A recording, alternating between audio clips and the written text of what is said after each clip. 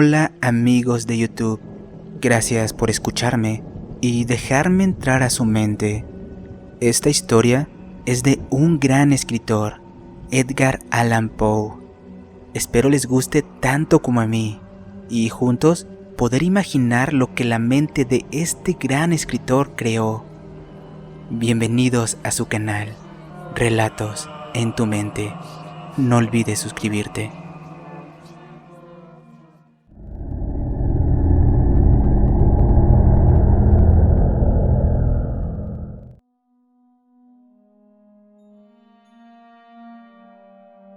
De ninguna manera me parece sorprendente que el extraordinario caso del señor Valdemar haya provocado tantas discusiones, y de hecho, hubiera sido un milagro que ocurriera todo lo contrario, especialmente en tales circunstancias.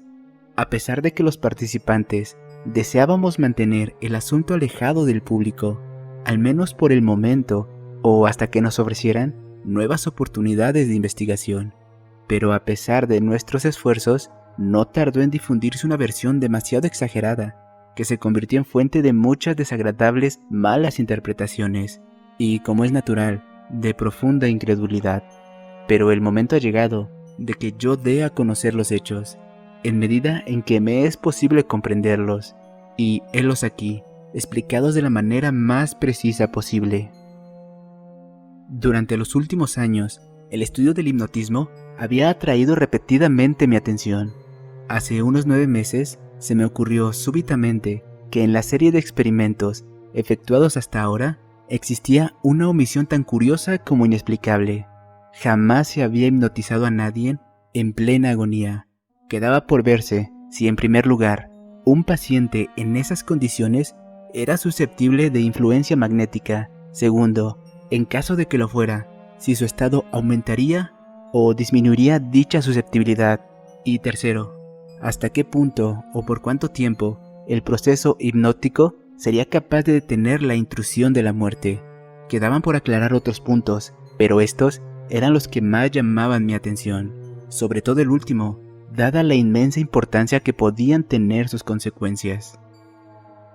Pensando si entre mis relaciones habría algún sujeto que me permitiera verificar esos puntos, me acordé de mi amigo, Ernest Valdemar, renombrado compilador de la biblioteca forénsica y autor de las nuevas versiones polacas de Wallenstein y Gargantúa.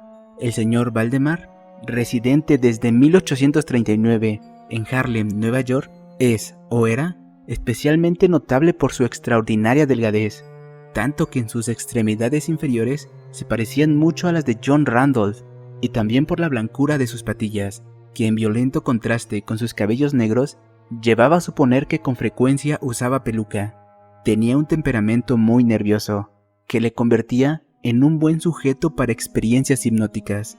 2 o 3 veces le había adormecido sin gran trabajo, pero me decepcionó no alcanzar otros resultados que su especial condición me había hecho prever.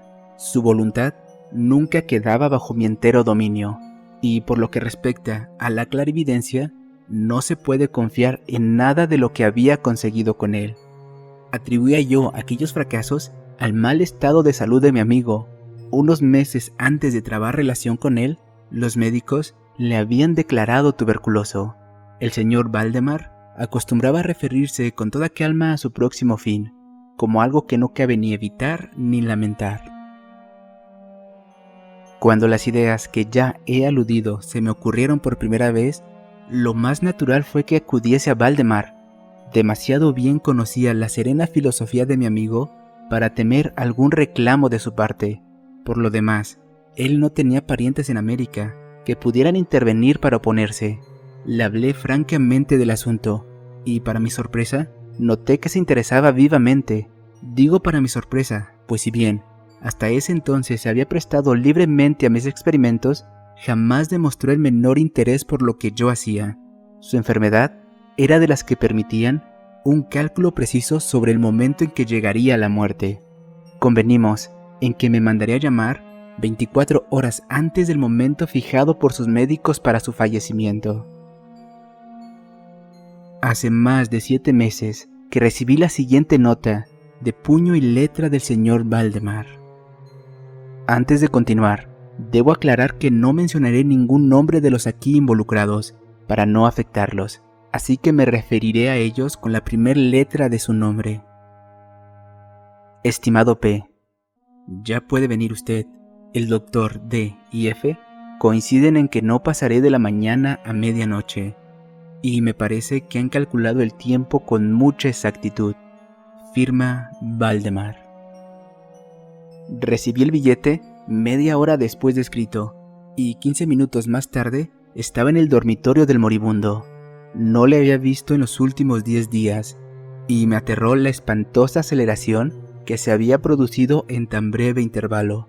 Su rostro tenía un color plomizo, no había el menor brillo en sus ojos, y tan terrible era su delgadez que la piel se había abierto en los pómulos, tosía mucho y continuamente, el pulso era casi imperceptible.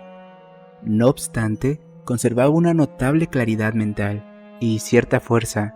Me habló con toda claridad, tomó algunos calmantes sin ayuda ajena, y en el momento de entrar yo a su habitación, le encontré escribiendo unas notas en una libreta. Se mantenía sentado sobre su cama, con ayuda de varias almohadas, y a su lado estaban los doctores D y F. Luego de estrechar la mano de Valdemar, llevé aparte a los médicos y les pedí que me explicaran detalladamente el estado del enfermo.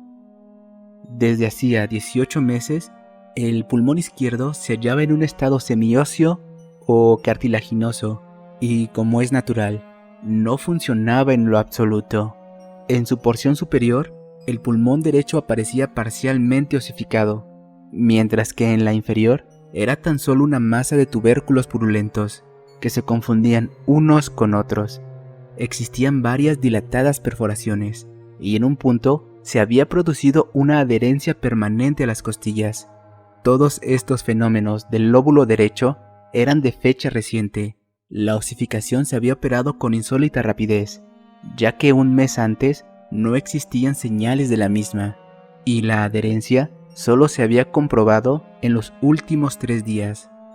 Aparte de la tuberculosis, los médicos sospechaban un aneurisma de la aorta, pero los síntomas de osificación volvían sumamente difícil un diagnóstico. Ambos doctores opinaban que Valdemar moriría hacia la medianoche del día siguiente, es decir, un domingo. A esta hora eran las 7 de la tarde del sábado. Al abandonar la cabecera del moribundo para conversar conmigo, los doctores D y F se habían despedido definitivamente de él. No era su intención volver a verle, pero a mi pedido convinieron en examinar al paciente a las 10 de la noche del día siguiente. Una vez que se fueron, hablé francamente con Valdemar sobre su próximo fin y me referí en detalle al experimento que le había propuesto.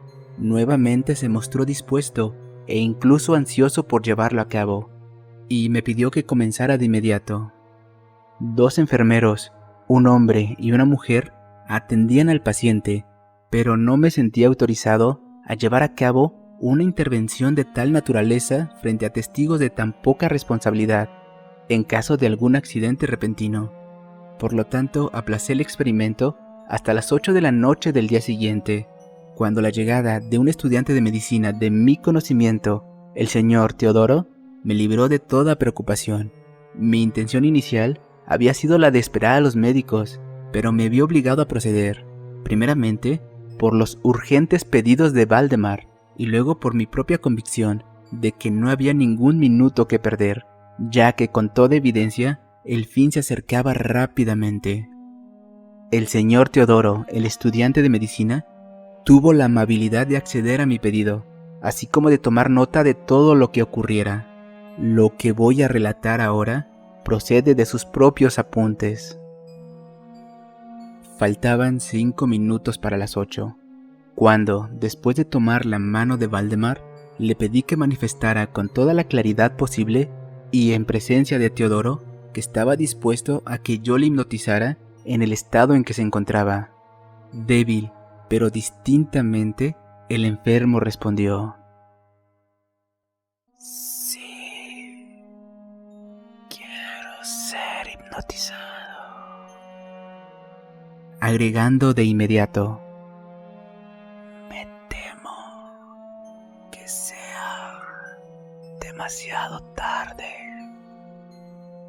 Mientras así decía, empecé a efectuar los pases que en las anteriores ocasiones habían sido los más efectivos con él. Sentía indudablemente la influencia del primer movimiento lateral de mi mano por su frente, pero aunque empleé todos mis poderes, me fue imposible lograr otros efectos hasta algunos minutos después de las 10, cuando llegaron los doctores D y F, tal y como lo habían prometido. En pocas palabras, les expliqué cuál era mi intención, y como no opusieron inconveniente, considerando que el enfermo ya se hallaba en agonía, continué sin vacilar, cambiando sin embargo los pases laterales por unos verticales y concentrando mi mirada en el ojo derecho del sujeto. A esta altura, su pulso era casi imperceptible y respiraba con dificultad, a intervalos de medio minuto. Esta situación se mantuvo sin variantes durante un cuarto de hora. Al expirar este periodo, un suspiro perfectamente natural, aunque muy profundo, escapó del pecho del moribundo, mientras empezaba a respirar con mayor normalidad, o mejor dicho, dejaba de toser. En cuanto a los intervalos de respiración, siguieron siendo los mismos. Las extremidades del paciente estaban muy frías, prácticamente heladas. A las 11:05 advertí inequívocas señales de influencia hipnótica. La vidriosa mirada de los ojos fue reemplazada por una expresión de intranquilo examen interior que jamás se ve sino en casos de hipnotismo y sobre la cual no cabe engañarse. Mediante unos pases rápidos laterales hice palpitar los párpados, como al acercarse el sueño, y con unos pocos más logré cerrarlos por completo. Pero esto no bastaba para satisfacerme, sino que continué vigorosamente mis manipulaciones, poniendo en ellas toda mi voluntad, hasta que pude haber logrado completa rigidez de los miembros del durmiente, a quien previamente había colocado en la posición que más me pareció cómoda. Las piernas estaban completamente estiradas, los brazos reposaban sobre la cama, a corta distancia de su cuerpo. La cabeza había sido ligeramente levantada. Al dar esto por terminado, era ya medianoche y pedí a los presentes que examinaran el estado de Valdemar. Luego de unas pocas verificaciones, admitieron que se encontraba en un estado insólitamente perfecto de trance hipnótico. La curiosidad de ambos médicos se había despertado a sumo grado. El doctor D decidió pasar toda la noche a la cabecera del moribundo, mientras el doctor F se marchaba, pero con la promesa de volver por la mañana. El señor Teodoro y los enfermeros también se quedaron. Dejamos a Valdemar en completa tranquilidad hasta las 3 de la madrugada, hora en que me acerqué y vi que seguía en el mismo estado que al marcharse el doctor F. Vale decir, yacía en la misma posición y su pulso era casi imperceptible. Respiraba sin esfuerzo, aunque casi no advertía su aliento, salvo que le aplicaran un espejo a los labios. Los ojos estaban cerrados con naturalidad y las piernas tan rígidas y frías como si fueran de mármol. No obstante a ello, la apariencia general distaba mucho de la muerte. Al acercarme, intenté un ligero esfuerzo para influir sobre su brazo derecho, a fin de que éste siguiera los movimientos del mío, que movía suavemente sobre su cuerpo.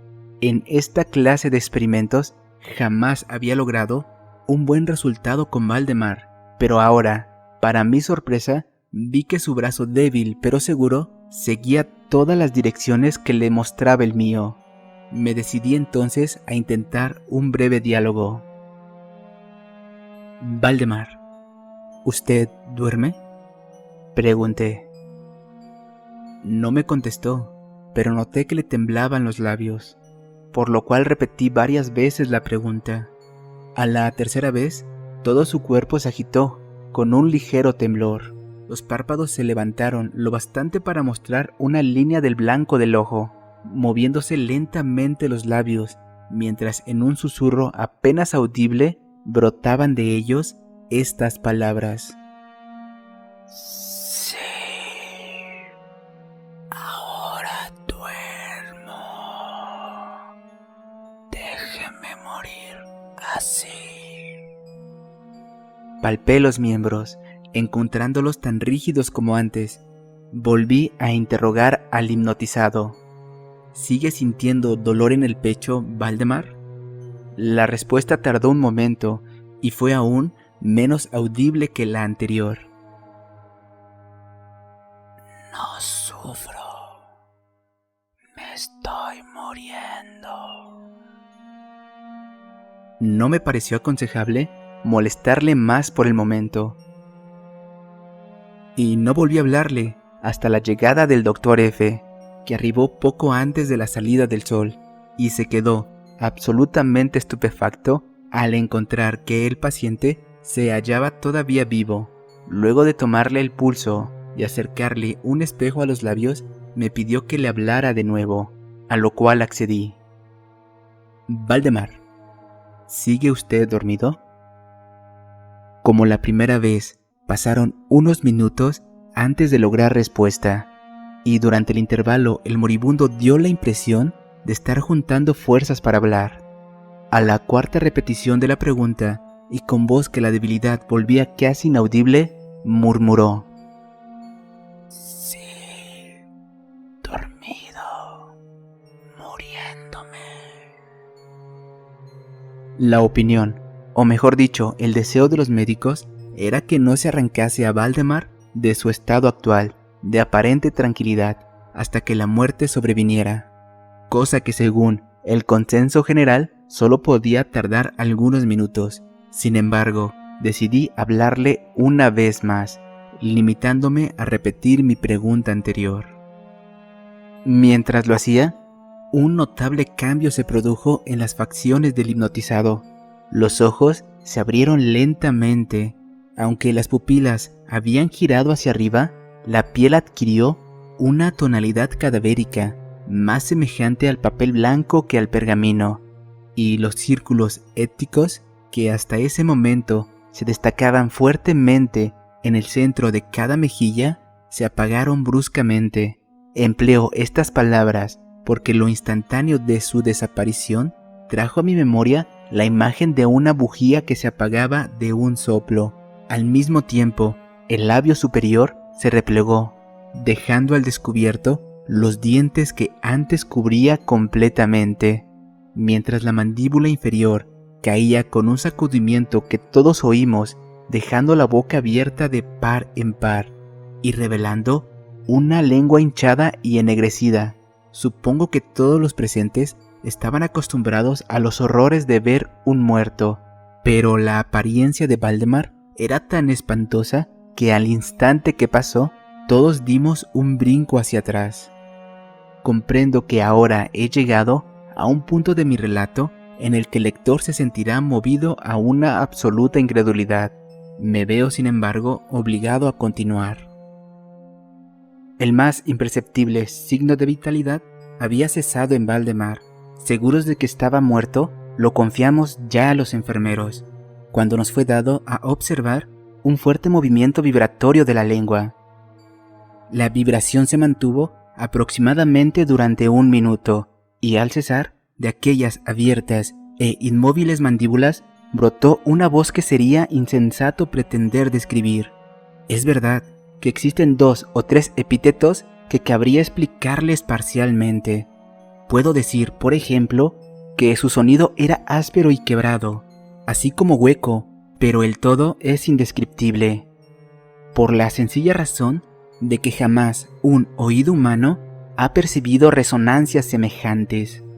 2 características más, según lo pensé en el momento y sigo pensando, pueden ser señaladas como propias de aquel sonido y dar alguna idea de su calidad externa.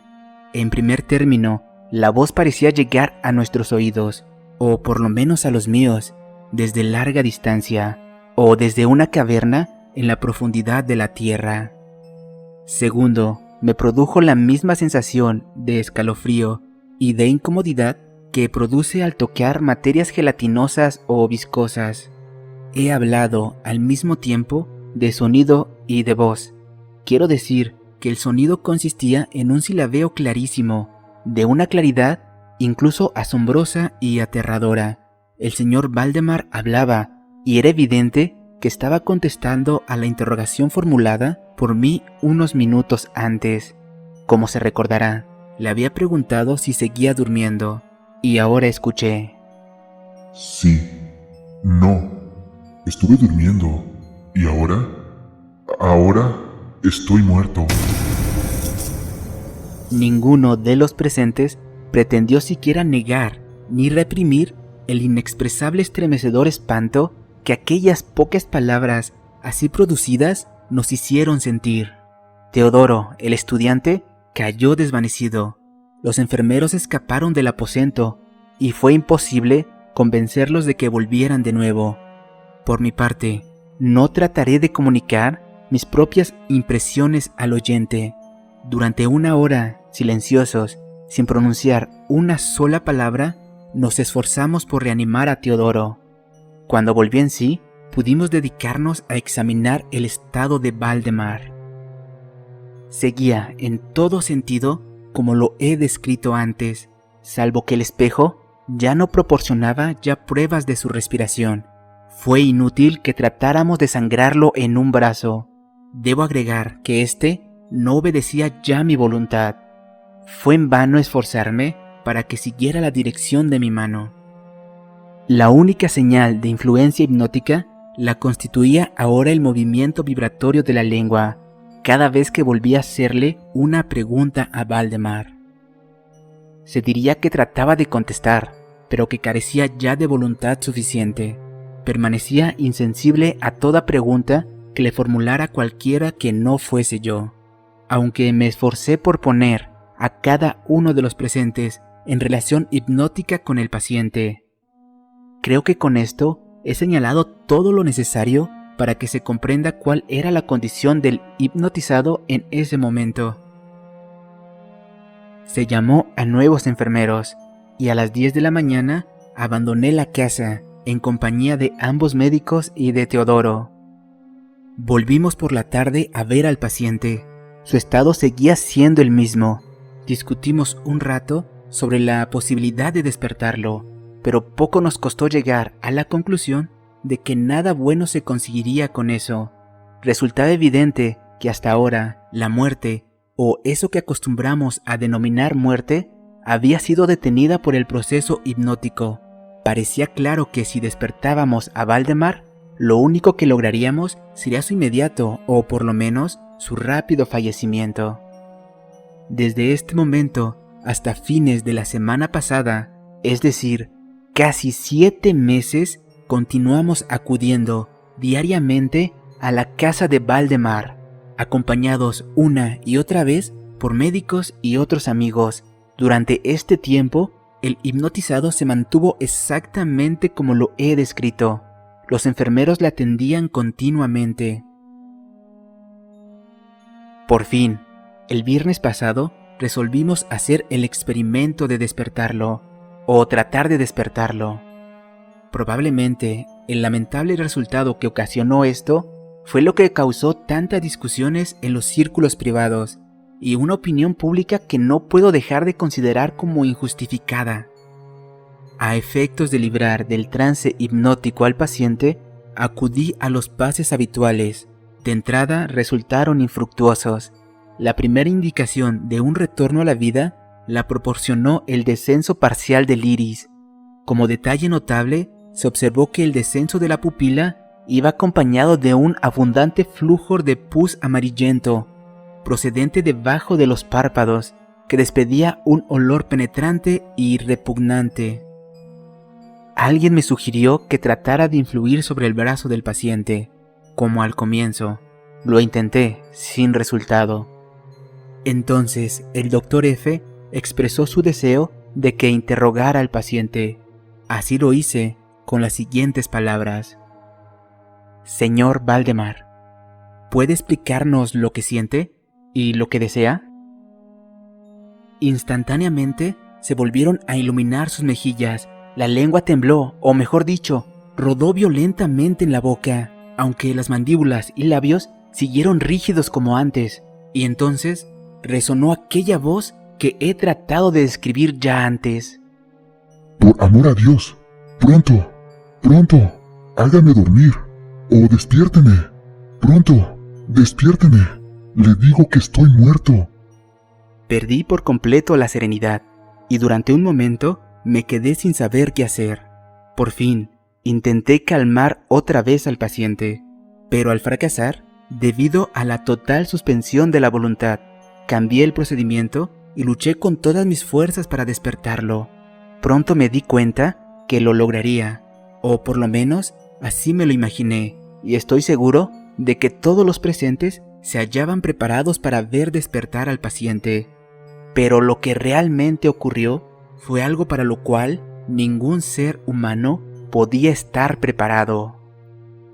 Mientras ejecutaba rápidamente los pases hipnóticos, entre los clamores de muerto, muerto, que literalmente explotaban desde la lengua y no desde los labios del sufriente, bruscamente todo su cuerpo, en espacio de 1 minuto o menos, se encogió, se deshizo, se pudrió entre mis manos, sobre la cama, ante todos los presentes. No quedó más que una masa casi líquida de repugnante y de abominable putrefacción. Ahora que has escuchado mi historia, ¿crees que estoy loco?